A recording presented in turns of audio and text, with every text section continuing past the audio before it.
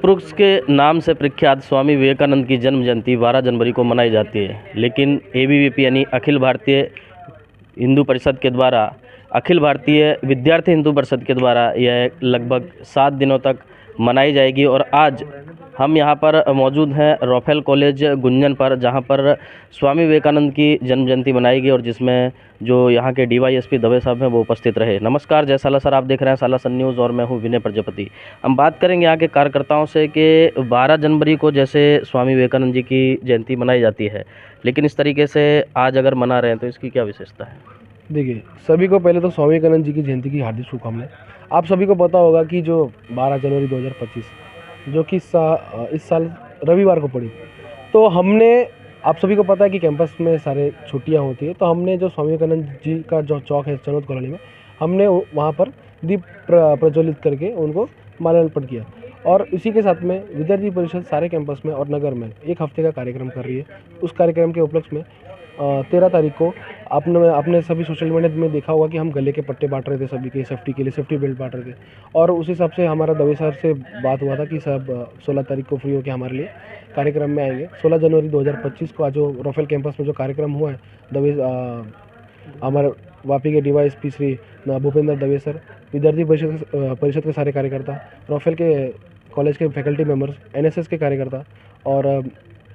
रॉफेल college के principal doctor Priyakant वेद की वजह से आज ये हमारा जो कार्यक्रम है वो सफल हुआ है। जैसा कि आप सभी जानते हैं कि जो हमारे जो वापी के डीवाईएसपी हैं जी श्री भूपेंद्र दवे, वो विद्यार्थी परिषद के पूर्व कार्यकर्ता है। तो आज उनको यहाँ पर आना विद्यार्थी परिषद के कार्यक्रम में, वो विद्यार्थी परिषद के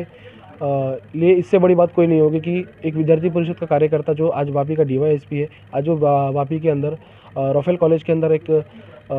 पुलिस बन करके आज हमारे को सभी विद्यार्थियों को एक संदेश देने आए हैं कि विद्यार्थी परिषद में कैसे कैसे हम काम करते हैं। विद्यार्थी परिषद सिर्फ आंदोलन के लिए काम नहीं करती है, विद्यार्थी परिषद सारे कार्यक्रमों को लेकर काम करती है। अभी आपको मालूम होगा कि जो 56वां प्रदेश अधिवेशन से अहमदाबाद में जो अभी संपन्न हुआ, वहाँ पर हम जाकर आए, हमारे सारे कार्यकर्ता जाकर आए। वहाँ पर अधिवेशन में हमने बहुत कुछ सीखने को मिला। हमारे गुजरात के मुख्यमंत्री श्री भूपेंद्र भाई पटेल ने भी उपस्थिति दी और वीर नर्मद साउथ गुजरात यूनिवर्सिटी के वाइस चांसलर श्री किशोर सिंह चावड़ा ने भी अपनी उपस्थिति दी थी 56वां प्रदेश अधिवेशन में। उसमें से 1300 से लेके 1350 से लेके ज़्यादा विद्यार्थी परिषद के कार्यकर्ता गुजरात के कोने कोने में से अधिवेशन में समाये थे। और हमारे विद्यार्थी परिषद के स्थायी कार्यकर्ता, कम से कम 2000 स्थायी कार्यकर्ता उस अधिवेशन में एक दिन के कार्यक्रम में जुड़े थे। तो विद्यार्थी परिषद जो काम कर रही है वापी के अंदर, वो फिलहाल में हमारे जितने भी कार्यकर्ता हैं, नगर श्री सहमंत्री श्री शिवम भाई सिंह, चिराग भाई जानी, सभी कार्यकर्ता रॉफेल कैंपस के आज केबीएस कैंपस के भी कार्यकर्ता हमारे साथ उपस्थित है। चिराग भाई हैं और और आज हमारी रॉफेल में भी कारोबारी घोषणा की गई, जिसमें तीर्थ पंड्या, करण भाई लोहार, पूजा भानुशाली, बरखा दवे, सत्यजीत नायक, विश्वजीत नायक और हमारे रॉफेल के कैंपस मंत्री श्री उचित भाई कटारिया, कैंपस अध्यक्ष दिव्यराज सिंह जाडेजा, हमारे सबसे प्रमुख कार्यकर्ता श्री शुभम भाई इंगले, जो हमारे साथ दिन रात मिलकर काम करते हैं विद्यार्थी परिषद के लिए, समाज के लिए और विद्यार्थियों के हित के लिए हम आगे काम कर रहे हैं और आगे चल के भी हम काम करते रहेंगे। अभी जैसे ये बताया आपने कि एक सप्ताह तक ये कार्य अलग अलग जगह पर हो रहा है, कितने जगह पर हुआ और उसका मेन उद्देश्य क्या है? देखिए, हमारा मेन उद्देश्य सिर्फ हम स्वामी जी की जयंती ऐसे नहीं मनाना चाहते कि हम सिर्फ माल्यार्पण करेंगे और विषय को ख़त्म करेंगे। हम जानबूझ करके ये कार्यक्रम कर रहे हैं कि हम लोगों को बताएं कि हम स्वामी विवेकानंद जी की जयंती के उपलक्ष्य में सारे कार्यक्रम कर रहे हैं, तो लोगों को पता चले कि स्वामी विवेकानंद जी के मूल भाव क्या थे, वो युद्ध को लेके क्या थे। उनकी एक पंक्ति याद है मुझे, जिंदा हो तो निंदा भी होगी, तारीफ़ें तो मरने के बाद भी होती रहेंगी।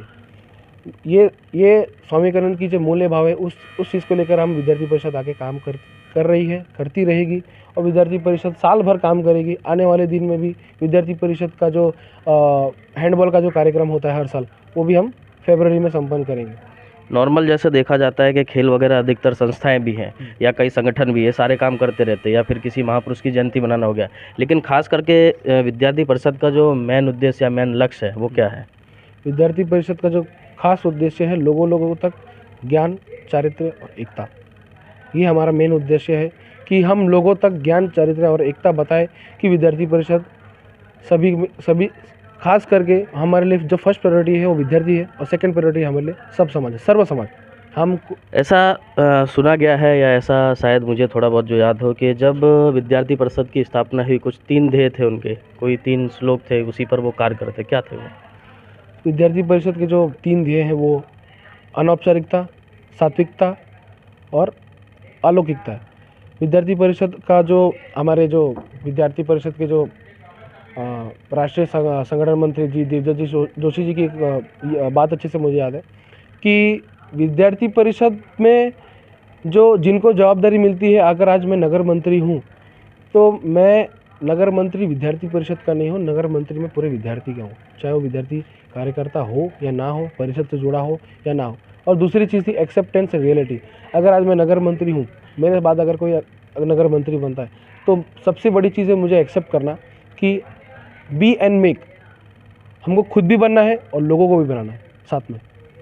विद्यार्थी परिषद की जब बात आती है तो लोगों के जहन में एक बात आती है कि जैसे अगर ये संगठन है तो कहीं ना कहीं जिस तरीके से आज के समय में अगर एजुकेशन को रोज़गार बोला जाए तो कहीं ना कहीं गलत नहीं होगा, ये शायद किसी से वंचित नहीं है, सभी लोग देख रहे हैं। रोज़गार को जिस तरीके से एक बिजनेस के तौर पर यूज़ किया जा रहा है, तो विद्यार्थी परिषद क्या स्कूलों में जाती है या उन पेरेंट्स की या बच्चों की हेल्प करती है जहाँ पर फीस ज़्यादा ली जा रही हो, या बच्चों को या उनके माता पिता को हरेस किया जा रहा है, ऐसा कुछ अभी तक कोई कार्य हुआ है वापी में? देखिए, अभी जो हमारा 56वां प्रदेश अधिवेशन जो अभी संपन्न हुआ उसमें प्रस्ताव पारित किए गए। जितने भी प्राइवेट यूनिवर्सिटी को गुजरात भर के अंदर जो 60 प्राइवेट यूनिवर्सिटी को जो गुजरात गवर्नमेंट ने जो मान्यता दी है, उनको हम गुजरात गवर्नमेंट की मान्यता देना चाहते हैं। जो कि 28 यूनिवर्सिटी कॉलेज गुजरात के अंदर जो गवर्नमेंट की मान्यता चल रही है, हम उनको ये कहना चाहते हैं कि हम ये जो प्राइवेट यूनिवर्सिटी जो गवर्नमेंट ने उनको बिना मूल्य के जो मान्यता दी है, हम उनको चाहते हैं कि 60 प्राइवेट यूनिवर्सिटी वो गवर्नमेंट के अंदर मान्यता उनको दी जाए। रही बात स्कूल के अंदर की, तो स्कूल जो वापी के अंदर स्कूल है, अभी हमको उस चीज़ को लेकर अब तक कोई भी कंप्लेन वगैरह आई नहीं है, पर हम तैयार रहेंगे कोई भी चीज़ के लिए कि आंदोलन से लेके कोई भी चीज़ के लिए हम कार्यरत हैं। और आने वाले समय में भी हम एक अभियान चलाना चाहते हैं कि हम सारे स्कूल, जितने भी स्कूल्स हैं वापी के अंदर, स्कूल्स और कॉलेजेस, वहाँ पर एक बैठक बुलाना चाहते हैं। मतलब एक समझ लीजिए एक जैसे हम अनौपचारिकता मीटिंग करना चाहते हैं कॉलेज के अंदर स्टूडेंट्स के साथ में, कि उनके साथ क्या प्रॉब्लम्स चल रही हैं कॉलेज के अंदर, स्कूल के अंदर, क्या उनको मतलब ऐसा कभी कभी हो जाता है कि कोई जो छोटे बच्चे होते हैं स्कूल में, उनको टीचर्स के द्वारा हैरेस भी किया जाता है कभी कभी कि आप ये नहीं करोगे तो आप वो करो, वो हो जाएगा। और विषय एक और विषय है, जो एक विषय एक और है बच्चों के साथ में, कि उनका जो